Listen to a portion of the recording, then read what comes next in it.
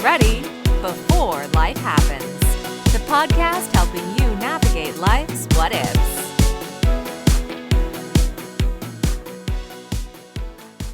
Welcome to Get Ready Before Life Happens. I'm your host, Tony Stewart. Today I'm joined by Maria Dastur, founder of Second Half Community. Maria, welcome to the podcast. Thank you. It's such a pleasure to be here today.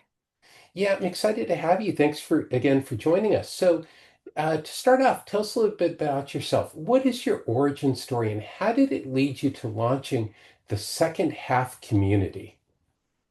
I, like many women and many caregivers, was I chose to leave my career to raise three kids. But during that time, I was also hit with a rare and chronic disease, became disabled for several years. And in that process of slowly healing and figuring out what comes next, um, it's really hard to come back from a 12-year career gap. How do you rebuild that confidence, the credibility? Is the mommy network going to help me in this process? And when I was able to climb back out and land roles at the director level and the executive director role, I wanted to be able to help people who were traveling similar journeys to make it faster and easier for them. Well, that's great. And yeah, I'm sorry to hear that you went through that with the personal health challenges. I mean, how did you get your mindset around like, okay, I've been out for 12 years. How do I, because, being a parent, I was working, so I didn't have that gap, but, I can't even imagine what it's like to have that gap. And all of a sudden you're like, wow, I'm going back to my career. What was the mindset shift like? I, 12 years is a long time to focus on three little beings, a family, a household, a husband. I was just ready. The kids were getting a little older and they were getting involved with their own things. It was a little less time, commitment.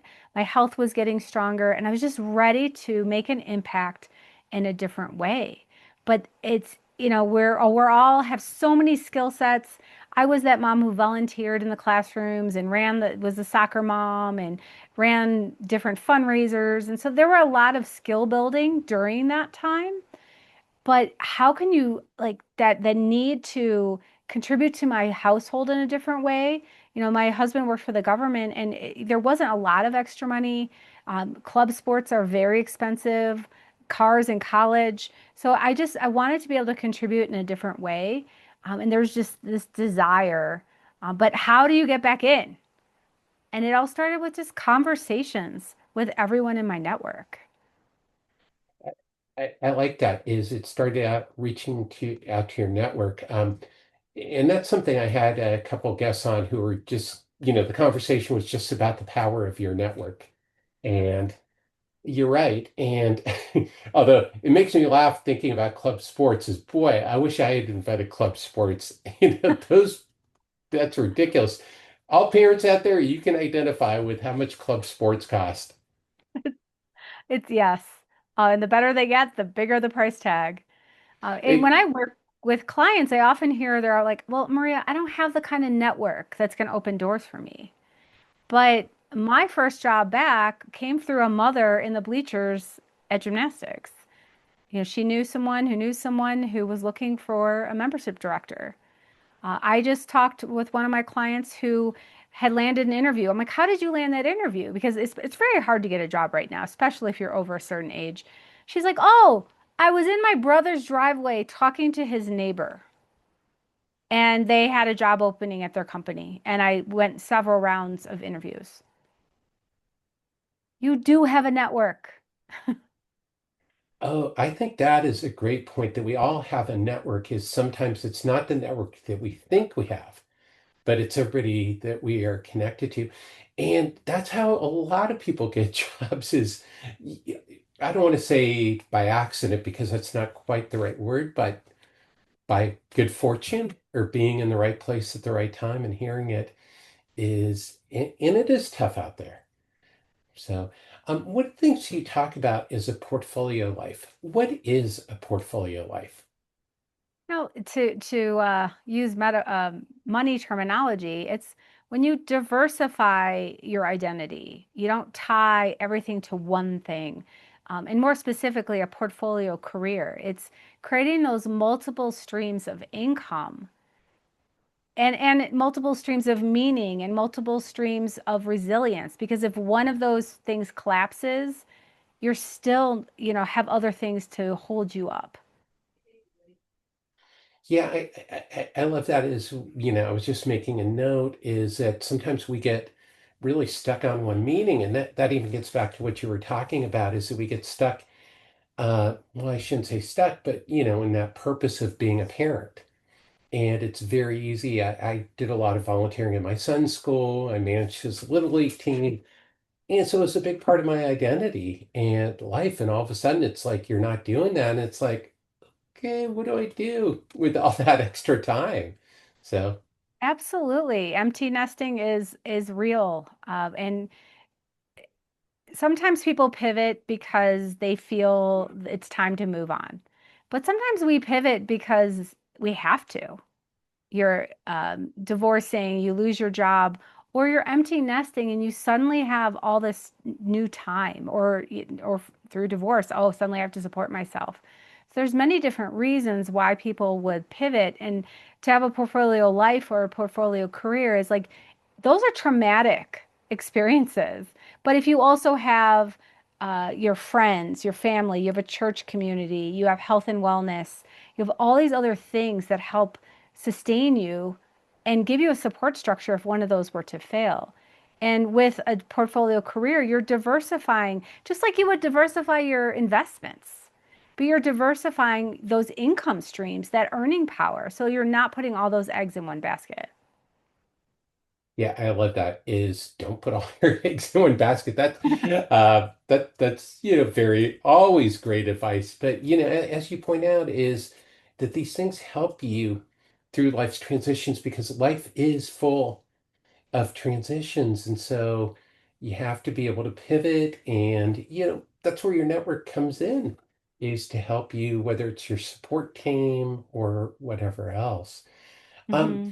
so, if somebody's stuck in a place and they're ready to move on, how do they start to spot the signs that, okay, now is the time that I should move on? Yeah. As I said, sometimes we pivot because we want to, and sometimes we pivot because we have to. But there's always those silent whispers before the big crisis. Uh, my brother saw that their company stock was just going down and down and down and down and down, and they're trying to pretend like no one's going to get laid off. But okay, that's a sign. Um, some signs might be things like you feel competent at your job and it's easy, but you just never feel alive. There's no joy. You're not being lit up. You've outgrown the problems that you are tasked with. It's easy, it's routine. Um, Sometimes it's just exhaustion. You just can't pinpoint why you're always tired and unmotivated. Um, you, the Sunday scaries, all those sorts of things. Yeah, I haven't heard the term Sunday scaries, but I get where you're going with that. And I'm assuming it means when you're not ready to go to work on Monday morning. Yeah. So, Yeah. so, as we talk about it and, people start to spot the signs, how can they start to, make that switch to saying, okay, I'm seeing the signs, but how do I actually start to transition myself to moving on? Because that in itself is a huge mindset shift. Yeah, for sure. And it's first understanding who you're becoming and realizing that the people, the education, all the things that got you to this place are probably not going to be the things that are going to get you to that next place. So, how do you expand yourself? You put your head up. You start hanging around with different people. You put yourself in rooms that feel a little scary. You experiment, you try things. You consume different media. different podcasts, learn about something new. You never know what's going to be that thing that's going to either connect you to an opportunity or help you just grow your vision of what the possibilities are. Ooh, I love that. Grow the vision of what the possibilities are. And I think that's, it's so easy to get stuck and say, okay, well, this is just it, instead of looking like, wow, there are more possibilities. And I think when we see all those possibilities, then we can move to them. And I guess that's making that switch from scarcity to abundance, that there is an abundance of opportunities out there. Yeah, and if you feel like there isn't, that's you need to get away from the naysayers. You need to get rid of those stories that you've been telling yourself over and over in your head. It's too late. I'm too old. My experience is outdated. My experience was outdated. I had a 12-year gap. Now, yeah, like there is a way, and you have been upskilling, and even if you're caregiving, that coordination, putting yourself out there, advocating, there's always skills that you're getting in your daily life, and just learning how to repackage yourself and knowing that you are going to fail, and that's okay. There's growth in that failure. Yeah, and I've heard that from other guests, is growth and failure. And that is it is, is when you think about kids learning how to walk, is they fall down a lot. And it's just part of the process. So, life is like that. And as we, work with our money or life, we are going to make mistakes. It's, in my mind, it's how you recover from the mistakes that makes all the difference. And that's where the biggest growth comes. It sounds like so cliche, but once you fail once, you don't want to do it again. It hurts, it's uncomfortable, and that's when you're going to grow and force yourself to move from this uncomfortable place to what's next. Because sometimes it takes discomfort to make us move out of this monotony or safe zone. Yeah, and that's a hard thing, is to move from that safe zone, Hmm. to whatever you want to do with your life. But I'm reminded of, I'm a basketball head, so I'm reminded of a quote by Michael Jordan where he talks about all the times he failed, and he said, "I Yes. had to miss so many shots and fail so many times in order to be able to succeed and hit the game-winning shots and do the things that he did." And so it's inspiring from someone like him, who you're like, he's Michael Jordan, how Mhm. could anything ever be tough? But when he talks about all the times he failed, it's just what you're saying, is that failure is part of his growing process. Absolutely. And I grew up in Chicago, and Oh, during okay. the whatever, four-peat, six-peat, eight-peat, whatever, they just kept winning and winning and winning. And it was great when I was older and able to read those stories about the failure behind it, about being cut from the high school team, and just, just keeping going, believing in yourself, and surrounding yourself by people who build you up and don't place limits on you. I love that. Surround yourself with people who believe in you. And I think that's really important, is, one of the topics that's come up on the show is, we've talked a little bit about financial abuse and domestic abuse and things like that. And so, if somebody is listening out there and, there are people who are grinding you down, however you want to phrase that, is that, you can take your life and change it and find people who are going to support you and help you grow instead of grinding you down. Um, So one of the things you also talk about is aligning work lives with goals and values. So how can people align their work lives with their goals and values? I think that it's important to understand that it changes. And just because you're evolving or changing doesn't mean you're neglecting who you used to be or that that was wrong. But, we all grow and change and evolve as people. Things that are going on around us change. The way we used to judge people, the standards are different. So it's just understanding who you are and who you are becoming, who you want to be next, how you want to make an impact.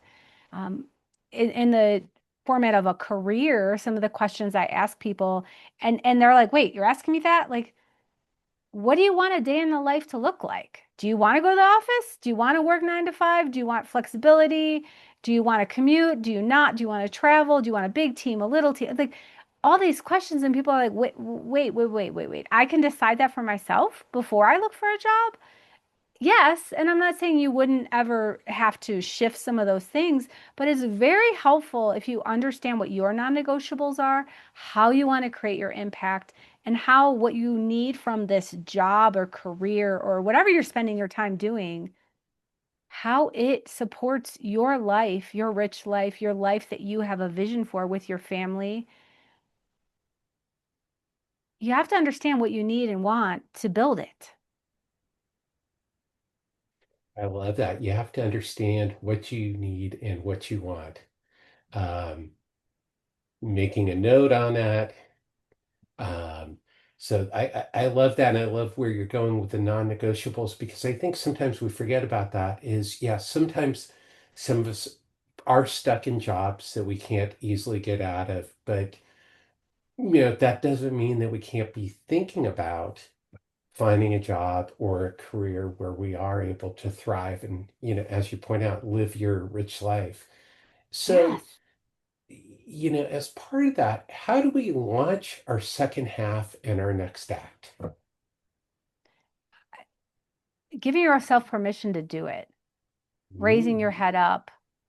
Um, what I said earlier, knowing that the things that got you here aren't necessarily going to get you there.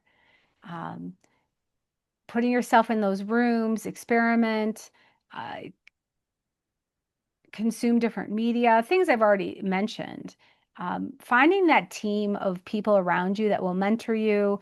Maybe it's connecting with someone who's already doing something that you think is so cool and you just want to be near them. You just want to experience what they are to see if that might be the right thing for you. I love that is exploring different things.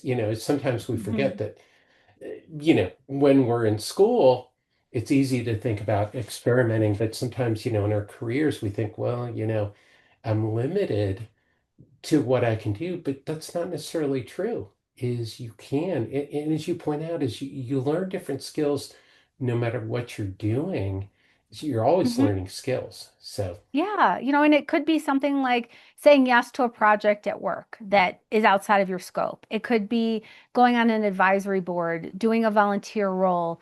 And I work with many people who are in a quote job they can't get out of, but the minute they start this work of letting themselves dream again, going going on a different path, consuming, talking to different people, saying yes to different projects, like the pressure valve gets released. And even though they're still in that same job right this second, because they know they're taking the steps that eventually is going to get them out, it just lifts them up and helps them feel better now. I love that. I love that. Just let yourself dream, go outside your comfort zone. And it can be hard to go outside your comfort zone. Absolutely. So, however, what I found is a lot of times when you go outside your comfort zone, it's not what you expect it to be. And it's oftentimes a lot better than you expect it to be. And going out of your comfort zone can be little things every day. Like every day, you should do something a little scary. Drive a different route. Say yes if someone says, let's go rock climbing. Uh, Join Toastmasters and learn to public speak. Say yes to a leadership role that maybe you don't feel quite ready for. Step up. Every day, do something a little scary. I think you said something there that is absolutely critical is to say yes to something that you don't feel quite ready for. I Yeah. think that's a big part that a lot of us feel is that, we have imposter syndrome or whatever you want to call it, but we have that feeling that we're not qualified to do it. And I think that, we all can say yes to things. And yeah, you're never ready for anything. We're never No, completely ready for no. anything. Yeah. There's always going to be a first. Exactly. And you have to do it. If you don't take that first step, you'll never get there. So one of the things you talk about is, let's move just quickly to a career pivot, is why is it important to know your numbers when making a career pivot? It's a data point. I spoke to a group of out of work tech executives. These are people who were CTOs, CISOs, just lots of initials, earning multiple six figures for decade or more. And I remember speaking to this group, and there were people who uh, wore their stress. It is stressful to be unemployed. It is job searches are brutal, but what they were talking about was every month I watch the money draining out of my savings, and I know I'm going to have to replace it. And me and several others in the room are looking at this person like, are you really though? You may already be transitioning towards retirement. And another person in this group is like, oh, yeah, I ran the numbers with my husband. I figured out I don't have to be a CTO anymore. This person went and got a job at a ski resort for fun and then took consulting jobs on the side to pay for those higher ticket items like kids' weddings and travel. When you know your numbers, you're not making a decision out of this desperation, like, I've always had a job. I've always had a job. I have to have a job. But I've always been a CTO. I have to keep being a CTO. But do you really? So knowing your numbers lets you make an informed decision about what this next career move or thing has to provide you. I love that. And that goes hand in glove is what you were talking about with your values and everything else is when you're making a career pivot, is it, aligning all those things helps make it the right fit because maybe you don't need that stress anymore in your life. And sometimes, we live the life that we think other people think we should, or that other people are leading instead of leading the life that is right for us. Absolutely. And I know many people who are retiring in their 50s, and people look at them like, wait, or even earlier with the fire movement, people are retiring. You're just really, and maybe we need to redefine what the word retire means. Retire doesn't mean I'm never going to work. It doesn't mean I'm going to not make an impact or contribute to society. It just means I get to choose how and what I do with my days. I get to choose my days. I Yeah. love that. It's something on this podcast, people who've watched and listened to this podcast know that we've talked about it. Kathleen Rell talking about refirement and, just all the different people and financial independence as you talk about for, the fire movement, financial independence, retire early is something that also sometimes people regret doing as well. So it's like finding that right middle ground for what works for you, but it is getting that freedom of Hmm. choice. And Yeah. that's what life should be about, having the freedom to choose. Yeah, that whole thing of living to work or working to live.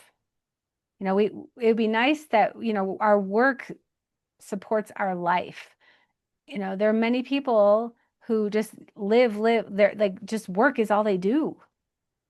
Some because they have to, some out of ambition, some out of just this broken record in their head that this is what culture says you have to do. But getting Yeah. to that point where work isn't everything. It shouldn't be everything. It's a mechanism to fund your life, your fun. Yeah, I love that. So one of the things you talk about is transforming your life. What are the benefits of transforming your life and work as we've been talking about? You were starting to talk about that. Anything else you want to add to that? It's just, especially if you talk about a portfolio career, it's just building that security beyond one paycheck. And when you talk about passive income, everyone's like, ooh, passive income. There's no shortage of reels and videos and that do this and do that. But if you stop and think, even in a more traditional trajectory in this country, you already have some passive income that you don't even consider. You might have stock that pays dividends. You might have CDs. You might have a home that's appreciating in value. There's other ways that you're making income that you may not even really be aware that that's technically passive income. So you already have a portfolio of incomes coming. How can you grow that?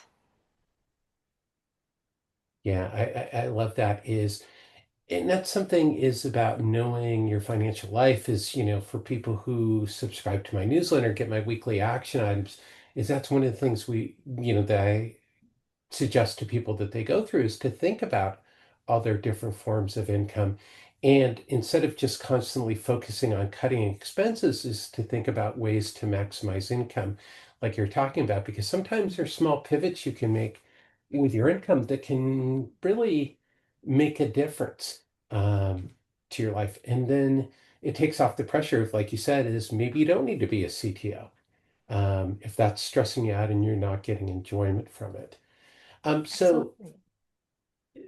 Maria, let's, the wrap up time is what I call the Get Ready Hot Take Trio. These are three quick questions I ask all of my guests. The first one is, what is one career myth you're trying to break? It's that a 9 to 5 employee job is safe. I'm sure that we've all seen, even federal workers, that was considered very safe for many, many years. Um, 9 to 5 employee jobs doesn't equal safe. Yeah, and I think we can say that goes double right now in the age of AI, is that we don't know what jobs are safe Hmm. um, going forward. So building skills will help you Hmm. because you never know what's going to come down the board, across the board. And one of the things about AI that I feel personally is we have no idea what's going to happen. There's predictions that run the gamut from it's going to be abundance to it's going to eliminate every job ever created. And the truth is probably going to lie somewhere in the middle. Uh, Absolutely. so Yeah, and just be up on it, use it, play around with it, understand how it can contribute to whatever it is you do. And if you truly see an endpoint for your career because of AI, adapt now, not before when it's a whisper, right? Adapt early before it's a crisis. I love that. Adapt early before it's a crisis. And, that's something that I'm leaning into this with this podcast and the name change, Get Ready Before Life Happens, is, the Yeah. earlier you can prepare, the better. So, Maria, let's get out the time machine for a minute. If you go back in time, knowing what you know now about careers and money, what advice would you give your younger self? I came from a small world. I came from the south side of Chicago, Chicago public schools. My world was tiny. So my advice to myself would have been get in bigger rooms, surround yourself by people who are doing bigger things than you can imagine, because that's when you grow. I love that. People who are doing bigger things. So the last question is, what's your number one tip to change the way we think about our careers in life? Because I work often with women and because of my trajectory, you can't build or design your life if you're designing it around everyone else first. Put Hmm, yourself first. Figure out what you want, and then you can put in them, though all the other pieces. I love that. I think, and it gets back to what we were talking about earlier, is uh, living somebody else's life and career. That doesn't work, and you're never going to be quite happy doing that. You may survive, but you're not going to find happiness if you're doing that. So that's wonderful advice. So, Maria, where can people learn more about you and the second half community? Uh, Website, secondhalfcommunity.com. And or I am the only Maria Dastur on LinkedIn. And I love to connect with people on LinkedIn, especially around career. Let my network become your network. Reach out, let's connect. I'm always happy to chat. Fantastic. Well, Maria, thanks for joining us on the Get Ready Before Life Happens podcast. It's been a pleasure. And I love money. I love that you're having these conversations and you provide this platform to challenge people to evolve and grow their mindset around money and life. Thanks for having me. Yeah, it's been a pleasure and appreciate your kind words. And thank you, everyone, as always, for tuning in to Get Ready Before Life Happens. If you learned something today to change the way you think about money and life, please be sure to subscribe and to share this episode with a friend. You can also go to my website at tonystewart.com to join the Get Ready movement and receive my newsletter and a whole bunch of free resources. Until next time, let's change the way we think about money.